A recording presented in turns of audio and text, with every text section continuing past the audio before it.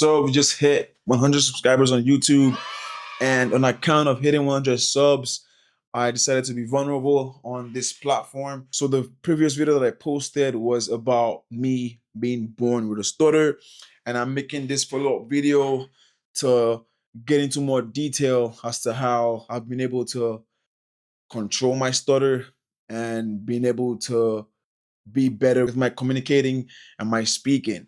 So, without further ado, let's get into it. Also, I set a new subscriber goal. Now, I do want to hit 500 subscribers. If you would be kind enough to hit that subscribe button, it'll mean the absolute world to me. So, yeah, let's get into the video. I'm not even gonna beat around the bush. I'm just gonna go straight to it. The first thing you need if you have a stutter and you're trying to get over it is patience. You have to be patient with yourself as an individual, and you have to be patient with your voice, right? Take your time. A lot of people say slow down. I do not know if this works for every single case because every stutter expresses itself differently. And disclaimer, I am no speech therapist. I am just speaking completely anecdotally and just sharing my personal experience and what worked for me as a person, right? So patience, slowing down, that really helped me to, you know, take my time and choose my words carefully, right? I feel like whenever I rush to speak, whenever I try to speed up the process, when I'm communicating with somebody, not only does it show that I'm nervous, and I might be nervous, it also shows that I don't really have confidence in what I'm saying. So, this is a general rule for people who have stutters and people who don't, right? Slow down your speech, take your time, and be very patient with yourself, right? You thank yourself later when you are kind to yourself in terms of being patient and just letting the words come by naturally and just giving yourself some time to express yourself the way that you want to. Now, second thing, I already mentioned it before, it's confidence, right? One thing that I noticed that really affected my speech was a lack of confidence. I wasn't necessarily the most confident kid growing up. I was always compared to my peers by people who were close to me. So I never felt like I was enough. I never felt like I had the right amount of self-esteem. But that's a topic for a different day. Confidence stems from feeling like you can do something, right? And the ways that I've been able to boost my confidence was I started to work out, started to get fit, started to grow out my hair.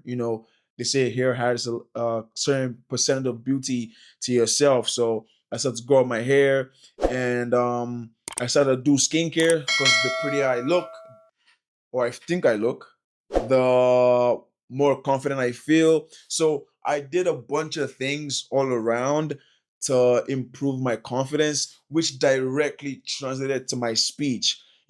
Quite recently I started to speak a lot better, but that also stems from what would be the next point. My next point is practice. You have to practice your speech. It's super duper important. And the most effective way that I've found that really helped with my speech was recording myself speaking and watching it back. This is not negotiable for me because obviously I'm a content creator and I do commentary on YouTube and I also post speaking fashion videos on Instagram. So it's like I constantly have to listen to myself speak. And this has really helped me a ton because I watch the way I glide over words sometimes, and I watch the way I try to speed over words, and I notice the words that I get stuck by. I mentioned in my previous video that I do get stuck on consonants. So most particularly the M's, the B's, the P's, the T's, those four consonants are my worst enemy, my nemesis, my old friend. So I learned that about myself through watching myself speak because in real time, when you speak, you don't really process how your communication is coming across. But when you're able to watch it over, you're able to see at what point do you stutter, what makes you stutter, da da da da, and all that. And my final points for this video is staying calm. That's the most important part, I promise you. Because what I realized personally and from discussion with other people that have stutters is that when they are experiencing heightened emotions, the stutter gets starts to flare up, right? That's the case with me and so many of the folks that I know that stutter, right? So if you're nervous, if you're angry, if you're sad, if you're pissed off, blah blah blah blah, whatever the case may be, as long as there's heightened emotions, my stutter tends to flare up. So I try to stay calm in most situations, and I notice that staying calm keeps me level-headed and keeps my communication on par. Right? I try to never lose my cool. I try to never crash out. I am not a certified crash out. I'm the calmest, chillest guy, and that is largely because of my stutter. Right? My speech is my biggest tool. It's the best, well, not the best way. I think the best way to communicate for me is through dance, but it's just, my speech is the second best way for me to communicate. So, in order to communicate properly and effectively, I have to stay calm because I understand that speaking while I'm nervous or angry or pissed off at somebody or something, it just exacerbates the amount to which I stutter, right? So, all these things I try to keep in mind on my day to day: patience, confidence, practice, and being calm. As a person who stutters, these four things would keep your stutter at a minimum if you keep them in mind as you go by your day to day,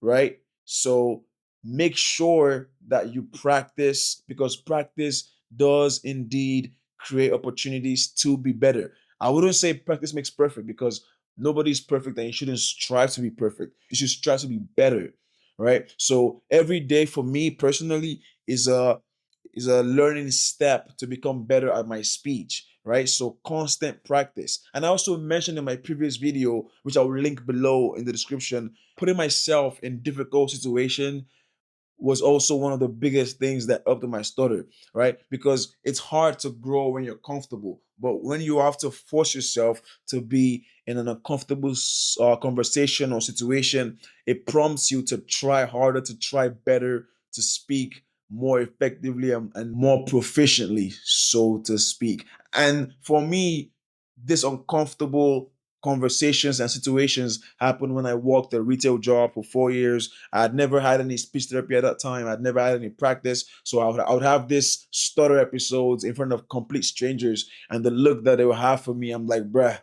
I know this is an awkward conversation now. So things like that helped me over time to practice and practice and practice, because I don't always want to have to deal with an awkward conversation, right? So the that prompted me to push myself more to practice my speech behind closed doors and just try to rerun things, right? And I also never wanted my stutter to limit me from speaking to anybody, from getting a job that I wanted. So for interviews, I would practice and practice and practice, and it's just practice. But those other things also play a role. The patience plays a role. The confidence plays a role. The staying calm plays a role, right? So I just want to leave y'all with more detail on how I control my stutter.